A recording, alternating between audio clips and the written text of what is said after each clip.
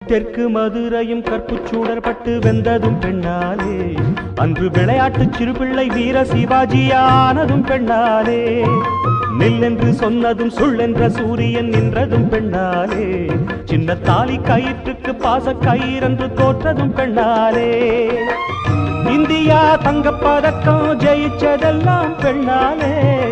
India தங்கப்பதக்கம் ஜெயிச்சதெல்லாம் பெண்ணாலே, அந்த வழி இந்த மக அரசாள வந்தாளே, ஆவதும் பெண்ணாலே மனுஷன் அழிவதும் பெண்ணாலே,